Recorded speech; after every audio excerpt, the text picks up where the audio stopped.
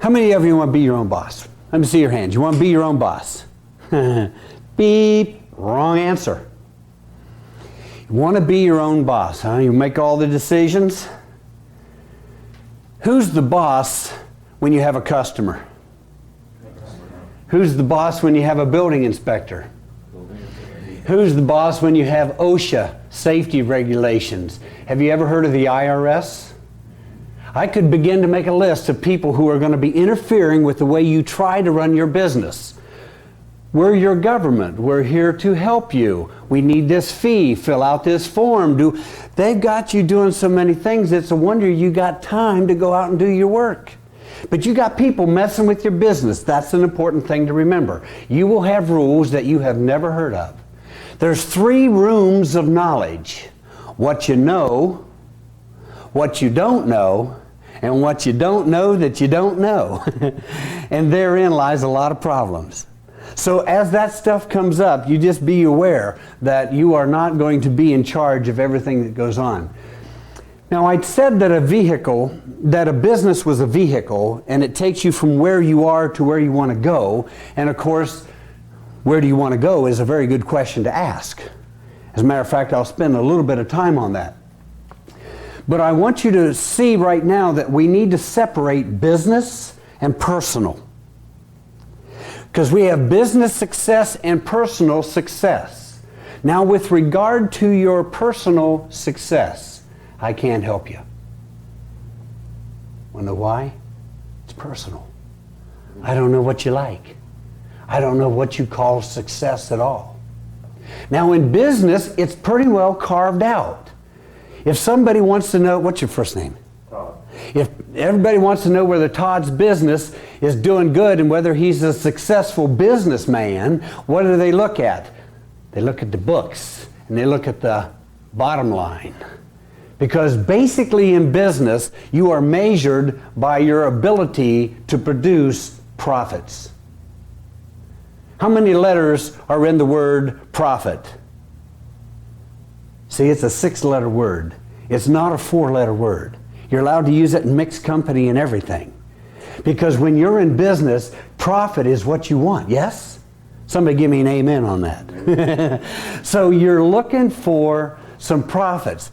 Now what we want to do in this series is we want to take you to no man's land, right in between the personal success and the business success.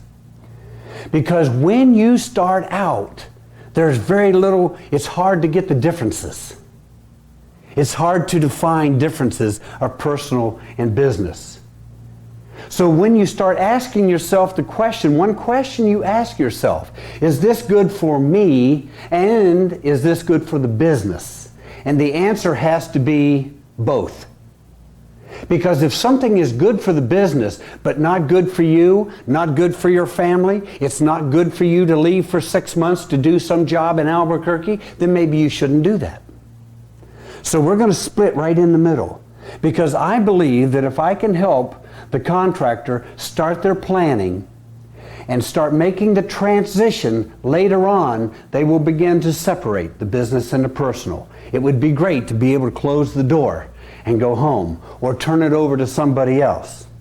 Now, let me tell you that when you are setting up the business, so I'm just trying to talk about personal and business and what success means. When I split in between the two, what I'm going to call success here, what I'm going to define success, is that you're happy what you're doing. You got enough bucks to pay for things. You're not taking on casualties. You're not wounded.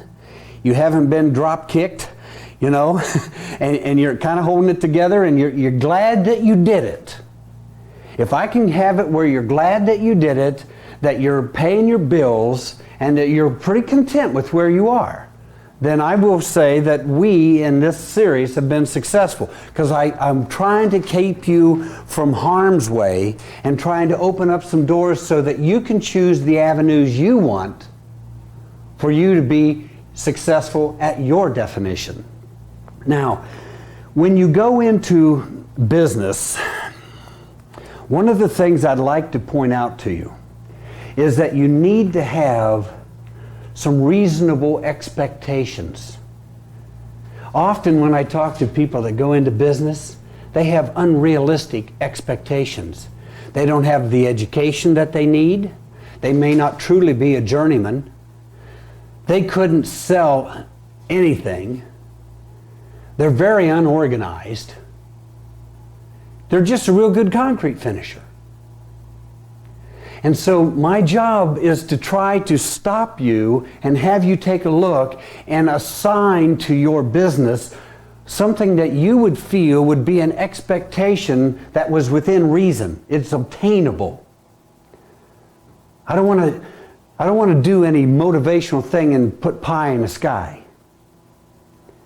What are your reasonable expectations? So I would encourage you to list, what do you expect out of this company? See, if you expect to have a company with 30 or 40 employees, you've got a long list. You've got a long list of things to do to reach that.